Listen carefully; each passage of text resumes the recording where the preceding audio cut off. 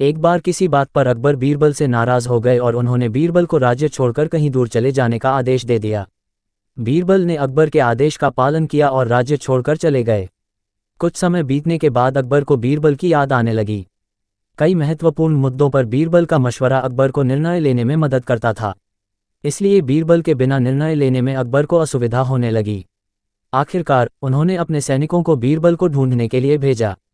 सैनिकों के कई गांव में बीरबल को ढूंढने का प्रयास किया, लेकिन बीरबल नहीं मिले। कई जगहों पर पूछताछ करने के बाद भी बीरबल का पता ठिकाना नहीं मिल सका और अकबर के पास सैनिक बैरंग लौट आए। अकबर किसी भी सूरत में बीरबल को वापस लाना चाहते थे, इसके लिए उन्होंने एक युक्ति सोची। सैनिकों के माध्यम से उन्होंने अपने राज्य के सभी गांवों के मुखियाओं को संदेश भिजवाया।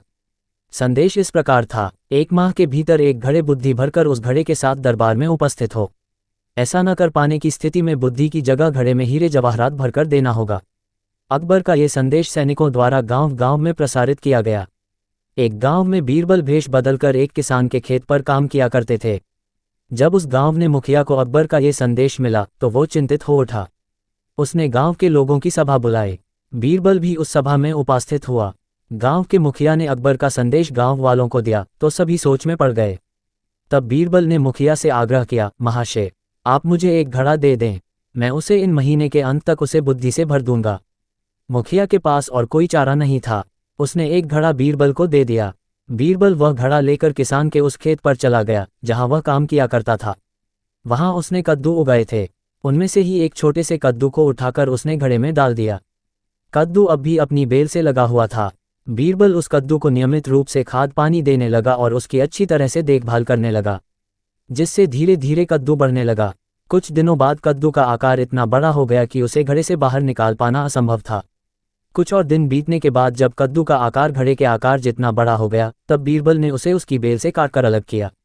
घड़े का मुंह कपड़े से ढकने के बाद वह गांव के मुखिया के पास पहुंचा और वह घड़ा उसे देते हुए बोला, ये घड़ा बादशाह अकबर को दे देना और उनसे कहना कि इसमें बुद्धि भरी हुई है।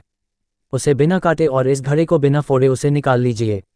मुखिया बादशाह अकबर के दरबार पहुंचा और उसने अकबर को घड़ा सौंपते हुए वैसा ही कहा जैसा बीरबल ने उसे कहने के लिए बोला था। अकबर ने जब घड़े के ऊपर से कपड़ा हटाया और उसमें झांक कर देखा तो उसमें उन्हें कद्दू दिखाई दिया। वे समझ गए कि इतनी दूर की सोच सिर्फ बीरबल की ही हो सकती है। पूछने पर मुखिया ने बताया कि यह उसके गांव के एक किसान के खेत में काम करने वाले व्यक्ति ने किया है। अकबर जान चुके थे कि वो व्यक्ति और कोई नहीं बल्कि बीरबल है।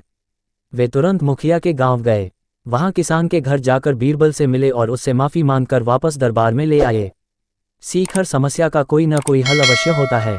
अगर कहानी पसंद आई हो तो वीडियो को लाइक करें, चैनल को सब्सक्राइब करें।